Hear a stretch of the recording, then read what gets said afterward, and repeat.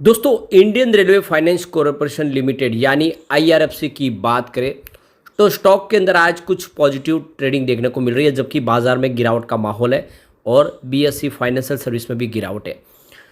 ये देख ही सकते हो कि खबरें जो लगातार निकल के आ रही है कि सरकार ओएफएस लाएगी। बहुत सारी सरकारी कंपनियां जिसमें सरकार की स्टेक ज़्यादा है, यानी जो एक पैमाना है 75% की अपर लिमिट का, उसके ऊपर है, तो उसको कम तो करना है, ट्रिम करना, और सरकार को भी फंड की ज़रूरत है। सरकार रेलवे के लिए बहुत सारा पैसा खर्च कर रही है और वो पैसा स्टेक बेच के ही आ सकता है, क्योंकि देख सकते हो कि बहुत सारा इन्वेस्टमेंट हो रहा है रेलवे के अंदर। आप देखें तो एक आमूल परिवर्तन आने लगा है। बहुत सारे नए रेलवे ट्रैक बिछाए जा रहे हैं ऐसे एरियाज़ में, ट्राइबल एरियाज़ में जहाँ पे ट्रेन नहीं थी, अब वहाँ पे ट्रेन की पटरियाँ बिछाई जा रही है। इलेक्ट्रिफिकेशन हो रहा है, कवच से लैस किया जा रहा है सभी ट्रैक को, वंदे भारत आ रही है। बहुत सारा पैसे की ज़रूरत है और ऐसे में सरकार ने ये जो फैसला लिया है ये होना ही है।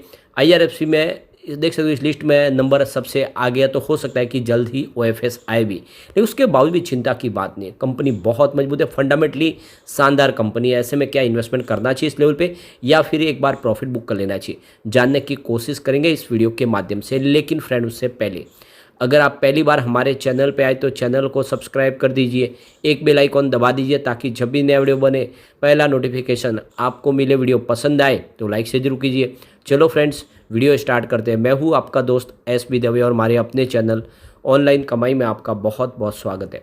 सबसे पहले बाजार की बात करें तो इस समय लगभग 3:15 का टाइम है। बाजार क्लोजर में 10-15 मिनट बाकी है। बीएसई सेंसेक्स 65,652 के स्तर पर, जहाँ पे 224 पॉइंट की गिरावट है, यानी 0.34% की गिरावट है। वैसे बाजार में आज ज़बरदस्त गिरावट के साथ शुरुआत हुई, लगभग 350-400 पॉइंट की गिरावट के साथ में शुरुआत हुई। आप ये देख ही सकते हो आज का जो लो है वो 65,343 का है और जो हाई है वो 65,869 का है। तो काफ़ी ज़्यादा उठापटक देखने को मिली और इस समय भी बाजार में दबाव तो है, लेकिन उतनी बड़ी गिरावट नहीं जितनी सुबह शुरू हुई थी। उसमें कुछ रिकवरी जरूर देखने को मिली है, ये बाजार के लिए ठीक लग रहा है। बीएसई फाइनेंशियल सर्विस की बात करें तो 9,553 के स्तर पे 0.26% की गिरावट है। तो बड़ी गिरावट तो नहीं है, गिरावट जरूर है। अब आईआरएफसी की बात करें, स्टॉक की शुरुआत 76.10 पर हुई, तो शुरुआत भी यानी निगेटिव हुई, क्योंकि क्लोजिंग थी कल की 77.50 के आसपास। इंट्राडे में 78.40 का हाई बना, तो देख सकते हो कि स्टॉक ने काफ़ी अच्छा प्रदर्शन किया, लेकिन जो लो है वो 75.80 का है। तो देख सकते हो कि काफ़ी बड़ा अपडाउन देखने को मिला एक दिन के अंदर। इस समय 77.55 के आसपास स्टॉक ट्रेड करा, जहाँ पे 0.065% की तेजी है।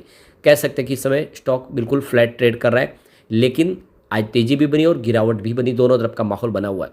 इसकी परफॉर्मेंस अगर हम देखें, 12 अक्टूबर को स्टॉक 75.10 के आसपास था, 0.7% की गिरावट हुई थी। 13 अक्टूबर की बात करें तो क्लोजिंग 76.60 के आसपास रही, 2% की शानदार तेजी के साथ में।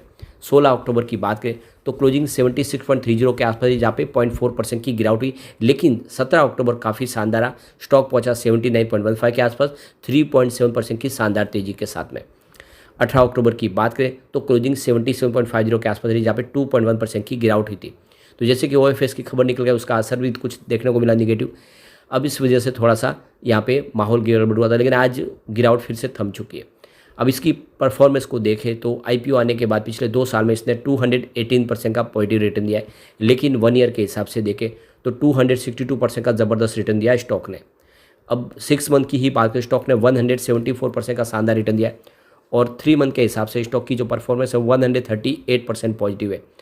1 वीक के हिसाब से 1 मंथ के हिसाब से 1.37% की तेजी है और 1 वीक के हिसाब से 2.71% की तेजी है। 1 डे के हिसाब से भी 0.19% की तेजी है। ओवरऑल रिटर्न अच्छा है और पिछले 3 महीनों में जिसने भी निवेश किया उसका जो रिटर्न है वो डबल से ज़्यादा है। काफ़ी शानदार प्रदर्शन किया स्टॉक ने। इसका आईपीओ आया था, आप देख दो कि 29 जनवरी 2021 को, और आईपीओ में जो देख सकते हो इसकी जो प्राइस बैंड रखी गई थी वो 25-26 के आसपास थी। फेस वैल्यू 10 रुपीज़ की थी। अब आप देख ही सकते हो कि लिस्टिंग ही डिस्काउंट में हुई थी, बहुत ज़्यादा निराश किया था इसे आईपीओ ने, और बाद में बहुत समय तक लगभग 1.5 साल 2 साल तक इसकी प्राइस नहीं बढ़ी। अभी पिछले रिसेंटली 4-5 महीनों में इसकी प्राइस बढ़ने लगी है। इससे पहले इस स्टॉक ने बहुत ज़्यादा मायूस किया था। वैसे इस कंपनी के फंडामेंटल बहुत अच्छे, मार्केट कैप फिर से 1 लाख करोड़ को टच कर गया है, यानी 1,03,437 करोड़ का मार्केट कैप है इस समय। आपका इसका पी रेशियो देखें तो 16.59 का है, पीवी रेशियो 2.20 है और इंडस्ट्रीज पी 24.12 का है और डेट टू इक्विटी इसका 8.72 का है। ROE इसका 13.25% है और EPS इसका 4.77 है और 1.90% का कंपनी ने डिविडेंड भी दिया है। इसकी बुक वैल्यू 35.99 है और फेस वैल्यू 10 है। तो देख सकते हो फंडामेंटल काफ़ी शानदार है। अब देख सकते हो कि 6 PSU स्टॉक के अंदर अपनी हिस्सेदारी बेचने की तैयारी कर चुकी है और इसकी खबर अंदर से निकल के आ रही है। तो देख सकते हो कि OFS के माध्यम से इन कंपनियों की बिकवाली हो सकती है, जिसमें IRFC शामिल है। इसके अलावा Ircon International, Mazagon Dock Shipbuilders और दूसरी 2 कंपनियां फर्टिलाइजर की है। तो ये जो खबर निकल के आ रही है, सीनियर लेवल के सरकारी अधिकारी के हवाले से खबर निकल कर आई है और ये मनी कंट्रोल ने जो खबर दी है कि जल्द ही OFS आ सकता है इन 6 PSU स्टॉक के अंदर।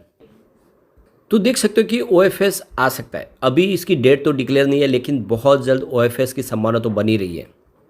अब यहाँ पे एक बड़ी गुड न्यूज और निकल के आ रही है। इस बार सरकार ने रेलवे के एम्प्लॉयज़ के लिए ज़बरदस्त बोनस का ऐलान किया है। तो सरकार ने रेलवे एम्प्लॉयज़ के लिए 78 डेज़ का बोनस ऐलान किया है, यानी दिवाली पे उनको एक ज़बरदस्त गिफ्ट दिया गया है। सारे रेलवे के एम्प्लॉयज़, जिसमें आप लोको पायलट हो, ट्रेन मैनेजर्स या इसके अलावा दूसरे जो भी हर टेक्निकल टीम हो, हेल्पर्स हो, हर तरह के जो रेलवे से संबंधित स्टाफ है, उन सब के लिए इस बार आप देखें तो ज़बरदस्त बोनस का ऐलान किया सरकार की तरफ से। और इसके लिए सरकार देखे तो उनको 78 दिन का एक्स्ट्रा बोनस के रूप में, जो भी उनकी सैलरी है वो बोनस के रूप में इनको मिलने वाला है। तो करीब 1968.87 करोड़ रुपीज़ की रकम बोनस के रूप में सरकार देने जा रही है और करीब 1,10,07,346 एम्प्लॉयज़ को ये बोनस बांटा जाएगा। अब सबसे बड़ी बात है कि रेलवे ने अपनी कमाई को भी बढ़ा दी है। जो खर्च किया जा रहा है उसके सामने रिटर्न भी मिल रहा है। यहाँ पे जो गौर करने वाली बात है कि रेलवे ने एक माइलस्टोन अचीवमेंट किया है। इन्होंने एक रिकॉर्ड ब्रेकिंग 1509 मिलियन टन्स का कार्गो हैंडलिंग किया है। इसके अलावा 6.5 बिलियन पैसेंजर ने ट्रेन का सफ़र किया है और ये जो प्रेस रिलीज करके जो डाटा जारी किया गया है ये बहुत ही शानदार है। रेलवे की कमाई बढ़ी है और इसी वजह से इस कमाई को बोनस के रूप में बांटा जा रहा है रेलवे के एम्प्लॉयज़ के बीच में। आने वाले समय में रेलवे की कंपनियां जिस तरह से जो खर्च किया जा रहा है उसका अब असर पॉजिटिव देखने को मिला है। जो कैपेक्स बढ़ाया गया था उसकी वजह से ऑपरेशनल एफिशिएंसी बढ़ी है। आप देखें तो रेलवे ट्रैक को दुरुस्त किया गया है, लोगों का भरोसा अब रेलवे की तरफ बढ़ने लगा। जिस तरह से वंदे भारत शुरू की गई है, अब जो प्लेन में सफ़र करते थे वो वंदे भारत में करने को तैयार है। वंदे भारत उस पैमाने पर खरी उतर रही है। आने वाले समय वंदे भारत स्लीपर भी आएगी। तो ऐसे में देखें तो जितनी भी रेलवे की कंपनियां उन सब के लिए बेनिफिट है और आने वाले समय में IRFC भी बोनस दे सकती है अपने शेयर होल्डर को भी, क्योंकि कंपनी प्रॉफिट में आएगी तो प्रॉफिट में हिस्सेदार जरूर बनाएगी और बहुत अच्छा स्टॉक है। अगर आप लॉन्ग टर्म इन्वेस्टर तो निवेश करें, ये आने वाले समय आपको मालामाल कर सकता है। इसका रेवेन्यू देखें तो लगातार बढ़ ही रहा है। देख सकते हो कि जून 2022 में जहाँ पे 5627 करोड़ के आसपास था, वो जून 2023 में बढ़ के 6681 करोड़ के आसपास पहुँच गया है। और इसी तरह से अगर आप इसके सालाना आधार पर रिवेन्यू देखें तो उसमें भी काफ़ी अच्छी वृद्धि हुई है। देख सकते हो कि 2019 में जहाँ पे 11,134 करोड़ के आसपास था रिवेन्यू, वो देख सकते हो कि 2023 तक बढ़ के 23,933 करोड़ तक पहुँच गया। ज़बरदस्त वृद्धि हुई है रिवेन्यू में और लगातार हर साल रिवेन्यू बढ़ रहा है, बिजनेस बढ़ रहा है और ये आंकड़े उत्साहवर्धक है। ऐसे में आप अगर आपको लॉन्ग टर्म का निवेश करते हैं तो IRFC आपको मालामाल कर सकता है। लेकिन फ्रेंड, कोई भी इन्वेस्टमेंट करने से पहले अपने फाइनेंशियल एडवाइजर से बड़े ले ले या अपना खुद का रिसर्च करें, क्योंकि मैंने वीडियो आपके एजुकेशनल पर्पज़ के लिए ही बनाया। वीडियो पसंद आए तो लाइक से कीजिए और चैनल को सब्सक्राइब कर दीजिए। Thank you friend.